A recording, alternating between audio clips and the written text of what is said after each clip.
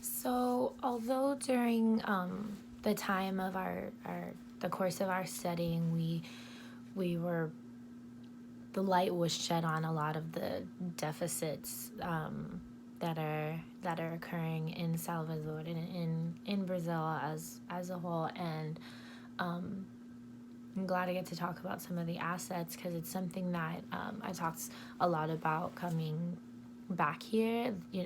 As people have asked me like, oh, is your time here, like what did, or excuse me, there, what did you learn? um, and I find myself kind of structuring my conversation around like, yeah, there are these things that are going on there. They've been going on for a while, and they're terrible, but it's so beautiful that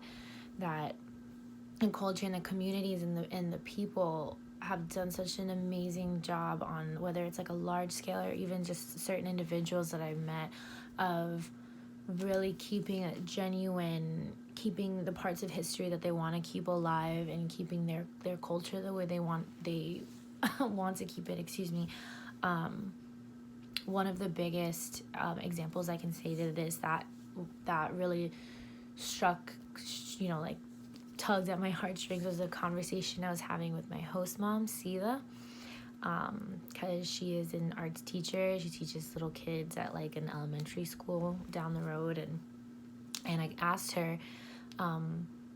what a question that I think is funny when people ask me, like, what got you into like teaching, like not just teaching but also teaching art. And I always find it a funny question because I feel like it's a like the field of arts is something that, in being a teacher too, is like something that you should really be like, just it's just a passion. And that's pretty much what she had said, but also that she noticed growing up in her own experiences, and just noticed like in her community the need to keep art alive, especially in children when they're so creative before they get their before the world, I think so she said like before society tells them that they shouldn't be creative, they need to be like need to go down these other paths. And with her also being a singer, and she paints, her house is covered in all of her paintings, she understands just the importance of that kind of self-expression, and the importance of giving children the pathways to do that, to express themselves in that way. Because as she was saying that like things are already so hard as it is, so as things are, and so hard for children. So to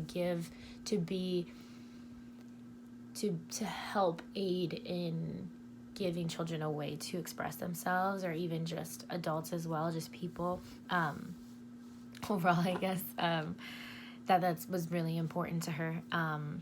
even, and on like a bigger scale, I had a conversation after we visited Guabales with the guy who started it. And well, he was saying during his during his like speech to us, the importance of never letting go of your passion, no matter where you come from, no matter if it's like the favelas, if it's like, or the hood, since he's from New York, like, or even if you do have like more opportunities or more privilege, more access to things, even then, like whatever you feel like you have a dream in, is how it's so important to see that through despite what people tell you. And I feel like those kinds of conversations, and those beliefs and those perspectives that they had both presented to me, and one of them is just a woman that's allowed me into her home,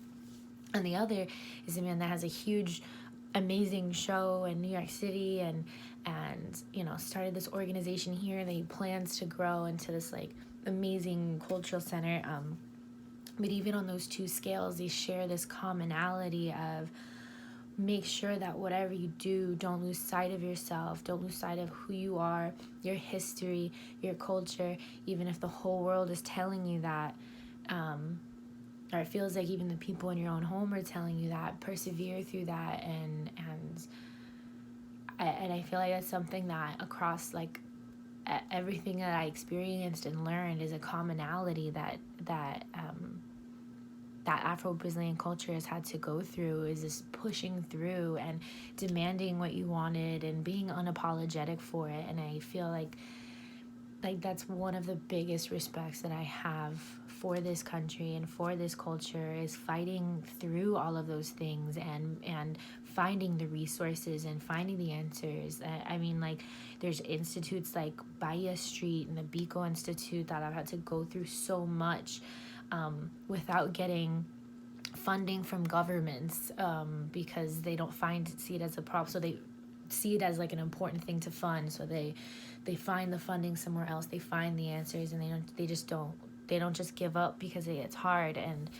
I really respect that highly.